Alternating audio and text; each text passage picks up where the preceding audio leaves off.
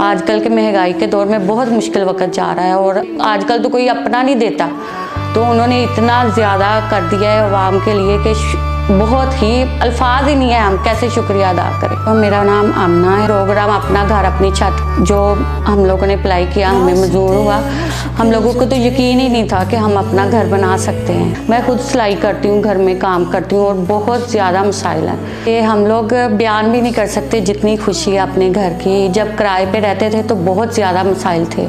अब माशाल्लाह अल्लाह का शुक्र है, वज़ीर आला मरियम नवाज़ साहबा का बहुत बहुत तहे दिल की गहराई कि एक गरीब बंदा जिसके घर खाने को भी नहीं सिस्टम होता, वो अपनी छत कैसे बना सकता है। अल्लाह ताला से दुआ करती हूँ कि मरियम साहबा और वज़ीर नवाज शरीफ साहब के लिए तहे दिल से शुक्रगुजार हूँ। अल्लाह ताला इस खैर काम में अल्लाह ताला मज़ीद उनको ये तरक्कियाँ दे और उनकी रहनुमाई करे कि बहुत से गरीबों का भला हो जाए।